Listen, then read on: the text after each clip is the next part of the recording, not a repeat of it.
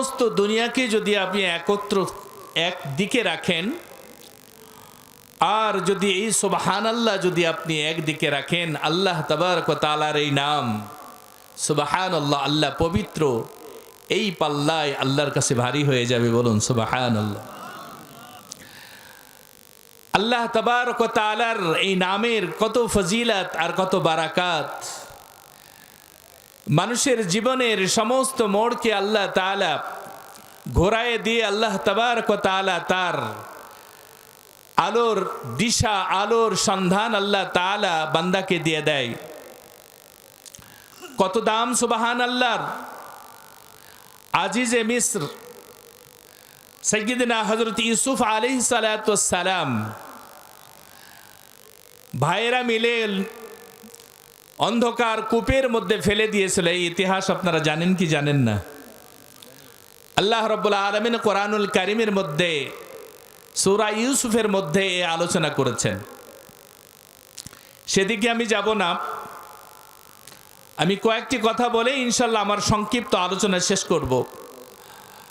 আল্লাহ তাবারক ওয়া তাআলা আমাদেরকে সহি বলার সাথে সাথে এই কথাগুলি শুনে আমল করার তৌফিক দান করুন। সবাই বলি আমিন। তো বলতেছিলাম যে আল্লাহ সাইয়্যিদনা হযরত ইউসুফ আলাইহিস সালাতু ওয়াস সালামকে অন্ধকার কূপের মধ্য থেকে বের করে আল্লাহ রাব্বুল আলামিন মিশরের এরকম ভাবে আজিজ বানায় দিয়েছেন, খাদ্যমন্ত্রী। রব্বে কারিম তাকে কত সম্মান দান করেছেন, আজিজে মিশর বানায় দিয়েছেন। 7 বছর এরকম ভাবে ফসল হয়েছিল, আর 7 বছর এরকম ভাবে কহৎছালি এবং অনাবৃষ্টির কারণে দুর্ভিক্ষ আসবে, এই স্বপ্নের খাপ ব্যাখ্যা করেছিলেন সাইয়্যিদনা হযরত ইউসুফ আলাইহিস সালাতু ওয়াস সালাম। তাকেই খাদ্যমন্ত্রীর দায়িত্ব দেওয়া হয়েছিল। সাইয়্যিদনা ইউসুফ আলাইহিস সালাতু ওয়াস সালাম তার সঙ্গীদের নিয়ে জনগণের মধ্যে ত্রাণ বিতরণ করতেছিলেন। এমন সময় একজন লোক আসলো, যা রাজুলুন ফাকিরুন, একজন মানুষ আসলো, এসে সাইয়্যিদনা ইউসুফ আলাইহিস সালাতু ওয়াস সালামকে বললেন যে আমাকে দিয়ে দাও, তুমি যা কিছু দিয়েছো ত্রাণ হিসাবে ও তো আছে, তুমি তোমার ব্যক্তিগত পাওয়ারে আমাকে কিছু দিয়ে দাও। তো সাইয়্যিদনা ইউসুফ আলাইহিস সালাতু ওয়াস সালাম বললেন যে তাকে 1 সা 3 কেজির কিছু কম গম দিয়ে দাও। তাকে 3 কেজি গম দিয়ে দেওয়া হলো। আবার বললেন জিদিনী, আরো কিছু বেশি দিয়ে দাও। আবার তাকে 3 কেজির কিছু কম বেশি গম দিয়ে দেওয়া হলো। আবার বলা হলো যে আমাকে আরো কিছু দাও। সাইয়্যিদনা ইউসুফ আলাইহিস সালাতু ওয়াস সালাম বলেন, হে আল্লাহর বান্দা, যদি তোমাকে এক এক করে 9 কেজি দিয়ে দেবো, আরো তো মানুষ আছে, আর তুমি দেখতেছো যে আমাদের কেমন ভাবে দুর্ভিক্ষ আমাদের উপরে আসতেছে, তুমি তো দেখতেছো। তখন ওই ব্যক্তি বলল যে হে আজিজে মিসর ইউসুফ আলাইহিস সালাতু ওয়াস সালাম, লাউ আলিমতা, তুমি যদি জানতে আমি কে, তাহলে আমি যত চাইতাম ততই তুমি আমাকে দিতে। বলুন সুবহানাল্লাহ।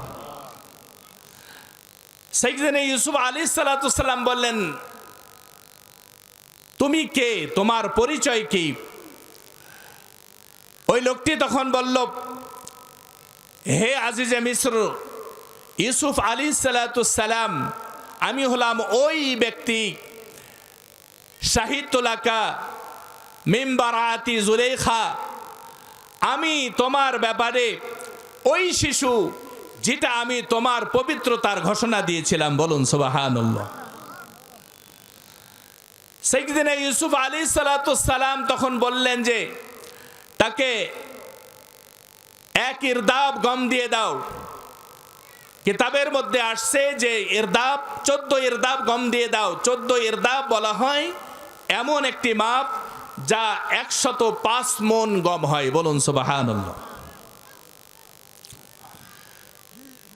সাথে সাথে লোকটা খুশি হয়ে গেল।